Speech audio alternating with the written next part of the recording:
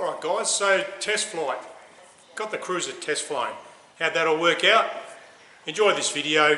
I know a lot of people have been asking what's going on. I dropped off the planet there for a while. Just needed to take time and learn how to fly the aircraft myself and just sort of not worry about making movies and being a bit of a clown, if you like. So enjoyed this one, and this is how it all went. Alright, so the test flight day came along. Pilot came down here, test pilot. I was as nervous as anything, but had the seatbelt adjusted and the windscreen clean and all that, all ready to go. Basically, he did a quick walk around, jumped in, engine fired up, and off he went. Pretty nervous, a bit like being a surrogate mother, I guess. We've all been there. So taxied out, and before you know it, aircraft's rotated and climbing to the heavens. He did nose down at about 800 feet, I noticed, and everyone else. There's about 4 or 5 people with me. We tried to keep it low key. I think it was a Sunday morning. And I was sort of worried about, first the engine had stopped. It takes a while for the sound to come back with a bit of breeze in your ears as well. But seeing your baby in the air for the first time was fantastic. Test pilot came back, fantastic. No trim adjustments, which was really good, I reckon, for the flaperons. I was really happy with that. Elevator, well, you don't sort of know where that flies anyway, so you got to trim there, but no mechanical adjustments. The only problem I did have, major problem, was CHT on number 5 on the Jabiru 6-cylinder engine, being the rear right-hand cylinder. So we'll go through in this video. I'll show you what I did to the duct, the ram air duct. I'm filming the intro before or after I filmed the video, so I know I'll fix the problem. Just flown this morning and everything's cool, literally. So that's where we got to with that. Then I took the aircraft, I just ticked over 4 hours, so I haven't done a great deal of flying. Test flight was conducted. I jumped in the left-hand seat with the instructor. We did another half hour roughly, and that was more woohoo, my plane's flying. But while I was doing that, CHT is redlining, so it's hitting 700 degrees, 700, 720. So I'm in knots and Celsius, all my references. So 700 to 720, sorry, that's EGT. CHT, I saw about 196 there at some stage. 200 is the no-go zone, which is like 400 Fahrenheit or something. Something happens in the metallurgy of the engine, so that's getting way too hot. 180 to 200 is my, would that be amber zone? So it's getting into the amber anyway, so it's getting hot. That's on climb out. So you got to put yourself in that situation, I guess. You've got a brand new aeroplane. I'm worried about absolutely everything. The screws in the spats, the cow, the stickers, vibrations, noises, seat belts, you name it. And then you've got an engine that's overheating as well. It's very hard to concentrate and keep the temps down. Everyone knows, push the nose down, pull the power back. But if you're only at 300 feet, you haven't got a lot to play with. You want to keep going up. Anyway, slowly work through that. I did probably 3 half-hour lessons with my instructor, and I think I did 14. I signed up 14 touch and goes. That's how long it took me to get confident with it. My main problem was having about 3 bites on the elevator as you go through that flare or rotate stage. Coming into land, just the different with my Jabiru's just over here. I end up with my elbow in the back seat when I flare the Jabiru or rotate, whatever you want to call it. The elevator, if it was a model aeroplane for those RC guys out there, I'd put some expo on the elevator. So the value of elevator, you only need about 2 inches, I reckon, of joystick movement to sort of rotate. And I was sort of going the big whack, whack, whack. So my instructor was great. Just taught me to, if you want to end up, if you're flying on or coming in on glide approach, and you want to end up, for argument's sake, 6 inches back from where you are, you just gradually pull back to get to that 6-inch spot, to that honey hole, if you like, where you land. Now, I'm no instructor, so don't take this as gospel, but this is just what I learnt along the way. Instead of me sort of taking a couple of bites and then the aircraft would sort of dig in, then stop flying and you'd pancake it on. She's all still in one piece. It's straight behind the camera here, just cooling down. So about 14 touch and goes, probably an hour and a half or an hour of training with the instructor just to get competent. And now I've just been out. Well, then I went solo. Obviously, he jumped out at the clubhouse, and today was the first day I've actually pulled it out. Today being about the 20th of December. So, yeah, went for a flight, and everything seemed to go well. Temperatures have come down. With the Jabiru, I'll do 5 hours, and I'll change the, I've got mineral engine oil in there at the moment, so we'll drop that out and retorque the prop at 5 hours as well. So I've got about another 45 minutes or so to go, so probably tomorrow morning. Today's been 33 odd degrees, so temperatures are going to get hot and it's going to get very thermic. The other thing I noticed too, I guess, is with the rumble down the back. First couple of landings, I thought the main wheels were on the runway and spinning, but it was just that drum effect down the back. As you sort of rotate, you start to get that drum. It must be the air breaking away or whatever's going on there, but you get a bit of a drum effect. That's with flaps. I've tended, all my flying today, didn't worry about the flaps. I think the last landing I used 1001, 1002 for the landing. Anyway, starting to dribble. We'll get into the flying and what I've done, and hope everyone has a Merry Christmas. Thanks. Okay, so here she is. Just doing a bit of work on it. What have I done? So, I think I mentioned working on the, I call this a plenum chamber, ram air duct, big curly bit that goes over the hot bit. So, I've just been, playing with this and changing the baffles. Today I'm going to fill up just these gaps up in under here. I'll fill those. I'll put this skirt down the back just to keep the air on the cylinder a little bit longer. I may even put a fence in there just so the air can't sort of, it has to go through the fins, not around the fins. At the front, bit of a makeshift that was in between flights. Riveted on a bit of fiberglass, filled the gaps with some aluminium tape. I'm going to fix that today. That seems to have worked pretty well. I'll pop this off and show you inside. So inside the duct, coming from Jabiru, there's a couple of dam walls. Reminds me of a Chevy Chase movie with the dam instructor. Had a couple of dam walls there. Originally I drilled some holes in those. I need to get more air back to number 5 cylinder. I've slowly worked my way up, and as you can see, I've taken those right out now, so the air can come right the way back. And then I've added an extra dam which will be over the top of number 5 cylinder, being the hot one, rather than the air just come through, hit the back wall and scoot out the back. I also, you can see with electrical tape, this has to be removable, but just electrical tape around the grommet at the back for the spark plug leads. So just working up on that, working with that at the moment. So a few little tweaks, and then go for a fly and see the results. So my baffle, just made a cardboard template, what I'm going to put in there. Transferred that to aluminium. This is how I bend the alloy, just a bit of 2B1 clamped to the bench and persuade it down, and then I'll probably paint that up, put it in the duct. That's a bit better. Front baffle. Alright guys, jump on board, let's go for a fly. Everyone on board back there?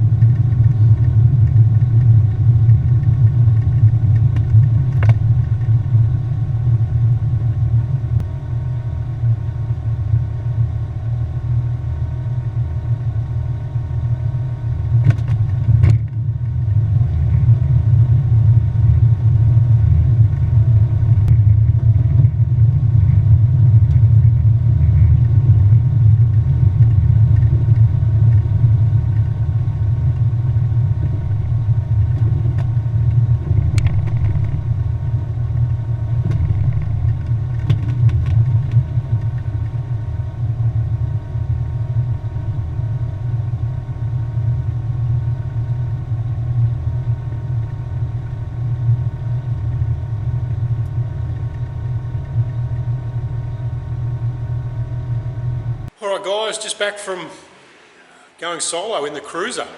It's taken me about, well, it's in my book, I did 14 landings with the instructor over 2 hours and half-hour sessions, if that makes sense. So out for half an hour. Just takes a while to track him down, a week in between. It's taken a bit of time. Landings today were peachy, just beautiful. A bit emotional, to be honest. I landed and was a bit overcome, just with everything coming to not an end, but everything coming together, working fantastic. I don't have to pull the cowl off this time, so I'll sit down a bit later on and brief overview of what I should have, could have, would have done, I guess. But yeah, magnificent. Went for an hour, half-hour lesson. Instructor jumped out, off I went, did a touch and go, then cruised around for an hour, calibrated my compass just by doing figure eights. Went up to 3,000 feet, just sat up there, just getting used to my aeroplane, had a good chat to her, and we come back down and nice landing. So that's where we're at the moment. Alright guys, a lot of hard work there. What did I do? About 3, 4, 5 circuits, something like that. I probably should document those, keep a rough track, but thanks for coming along for a fly.